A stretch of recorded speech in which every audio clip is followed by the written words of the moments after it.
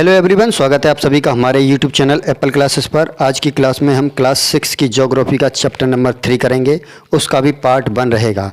Chapter number 3 है पृथ्वी की गतियाँ, motion of earth. तो चलिए देख लेते हैं आज की क्लास में हमें क्या क्या पढ़ना है।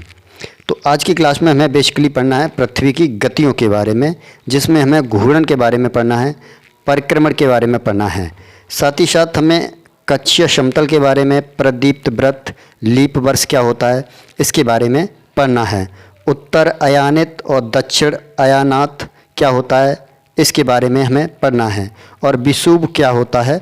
इन सभी पॉइंट्स के बारे में आज की क्लास में हम डिस्कस करेंगे। तो चलिए शुरू करते हैं आज की अपनी इस क्लास को। तो पृथ्वी की गतियाँ क्या होती हैं।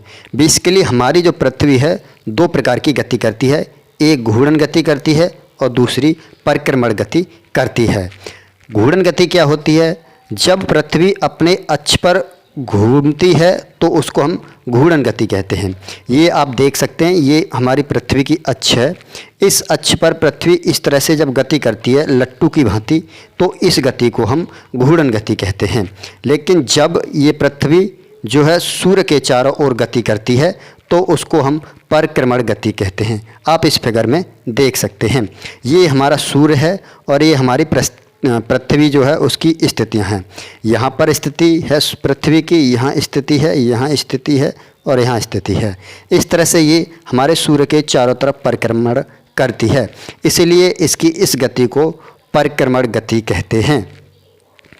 आगे है, पृथ्वी का अक्ष एक काल्पनिक रेखा है जो इसकी कक्षीय सतह से 66.5 डिग्री का कोण बनाता है। हमारी पृथ्वी का जो अक्ष है ये क्या है, एक काल्पनिक रेखा है जो इसके कक्षीय सतह से, ये रेखा क्या है, इसकी कक्षीय सतह है, इससे ये 66.5 डिग्री का कोण बनाता है। यहाँ पर आप देखेंगे तो ये 66.5 डिग्री का कोण है।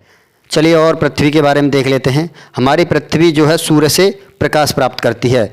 पृथ्वी का आकार गोले के समान है, इसलिए एक समय में सिर्फ इसके आधे ही भाग पर रोशनी आती है। आप यहाँ पर देख सकते हैं, ये हमारी पृथ्वी है और ये सूर्य है। तो हम देखेंगे यहाँ से इसके आधे ही भाग पर क्या हो रहा है, प्रकाश आ रहा है, जबकि आधे भाग पर प्रकाश नहीं आ रहा है। यानी सूर्य की ओर वाले भाग पर दिन होता है, जबकि दूसरा भाग जो सूर्य से दूर होता है इधर की साइड वाला, वहाँ पर रात्रि होती है। ग्लोब पर वह वृत्त जो दिन और रात का विभाजन करता है उसे प्रदीप्त वृत्त कहते हैं। ये हमारा ग्लोब है, पृथ्वी है, तो ये हमारी अक्ष है। लेकिन अक्ष पर ना होकर प्रदीप्त वृत्त होता है एक सीधी, यानी जितने भाग पर प्रकाश होता है और जिससे अलग भाग पर जो अंधेरा होता है, तो बीच वाली जो वृत्त होती है उसको ही हम कहते हैं प्रदीप्त वृत्त कहते हैं।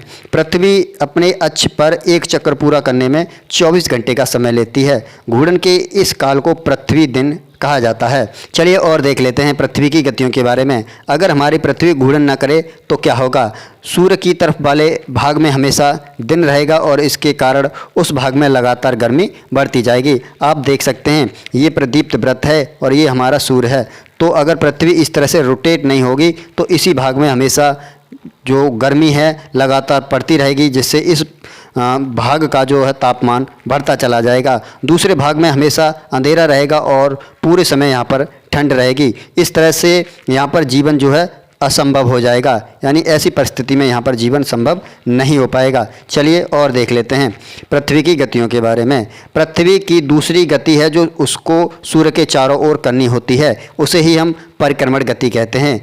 पृथ्वी एक वर्ष में 365/1/4 दिन में सूर्य का चक्कर लगा लेती है। हमारी पृथ्वी जो है यहाँ से चल के यहाँ तक लौट कर वापस यहाँ तक आने में 365/1/4 दिन का समय लेती है। हम लोग एक वर्ष में 365 दिन मानते हैं तथा सुविधा के लिए 6 घंटे यानी कि दिन का चौथा भाग को इसमें नहीं जोड़ते हैं। प्रत्येक 4 वर्ष में 6 घंटे को मिलाकर एक दिन यानी कि 24 घंटे के बराबर हो जाता है। इसके अतिरिक्त दिन को फरवरी के महीने में जोड़ देते हैं।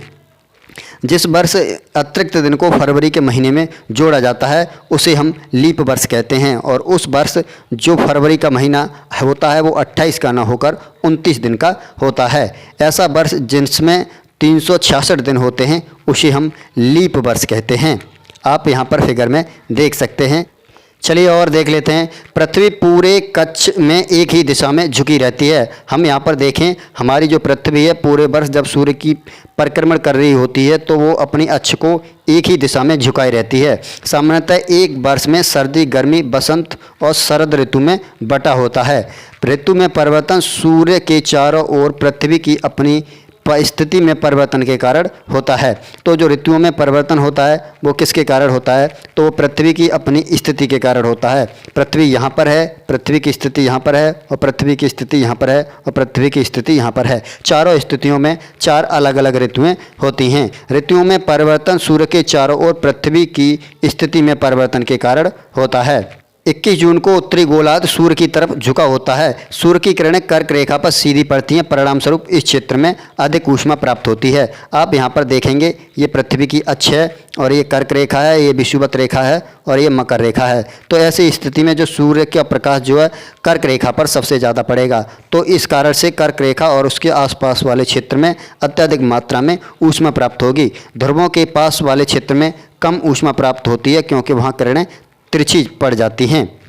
इसीलिए विषुवत वृत्त के उत्तरी भाग में गर्मी का मौसम होता है। 21 जून को इन क्षेत्रों में सबसे लंबा दिन और सबसे छोटी रात होती है। इस अवस्था को उत्तर अयानित कहा जाता है। जब कर्क रेखा वाले भाग में सबसे अधिक गर्मी पड़ती है उस समय को उत्तर अयानित कहा जाता है। 22 दिसंबर को दक्षिणी ध्रुव के सूर्य की ओर झुके होने के कारण मकर रेखा पर सीधी किरणें पड़ती हैं। अब स्थिति बिल्कुल इसके उलट होती है। अब हमारी पृथ्वी जो है दक्षिणी गोलार्ध में मकर रेखा के पास चली जाती है, जिसके कारण अब जो सूर्य की किरणें सीधी की सीधी मकर रेखा पर पड़ती हैं, जिसके कारण मकर रेखा और उसके आसपास वाले क्षेत्र में गर्मी बहुत मात्रा में बढ़ जाती है। इसलिए दक्षिणी गोलार्ध के बड़े भाग में प्रकाश प्राप्त होता है, जिसके कारण दक्षिणी गोलार्ध में लंबे दिन तथा छोटी रातों वाली ग्रीष्म ऋतु होती है। पृथ्वी की इस अवस्था को दक्षिण अयानित कहा जाता है। चलिए और आगे देख लेते हैं। 21 मार्च और 23 सितंबर को सूर्य की किरणें विषुवत वृत्त पर सीधी पड़ती हैं। अब यहाँ वाली स्थिति और यहाँ वाली स्थिति में हम देखें कि जो 23 सितंबर होता है वो स्थिति यहाँ पर होती है और जो 21 मार्च होता है वो स्थिति यहाँ पर होती है। यहाँ पर सूर्य की किरणें सीधी विषुवत रेखा पर पड़ती हैं। इस अवस्था में कोई भी ध्रुव सूर्य की ओर झुका नहीं होता है, इसलिए पूरी पृथ्वी पर दिन और रात जो होते हैं वो बराबर होते हैं, इसलिए इसको विषुवत कहा जाता है।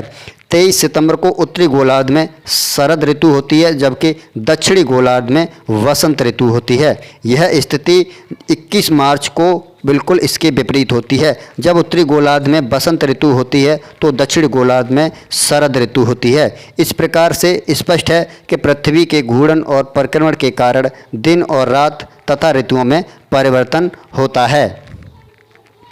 आई होप कि आपको ये क्लास काफ़ी ज़्यादा अच्छी लगी होगी। अगर आपको हमारी ये क्लास अच्छी लगी है तो आप हमारे चैनल एप्पल क्लासेस को सब्सक्राइब कर सकते हैं और बेल के आइकन को प्रेस कर सकते हैं, जिससे कि हमारे आने वाली वीडियो की हर नोटिफिकेशन आपको मिल सके।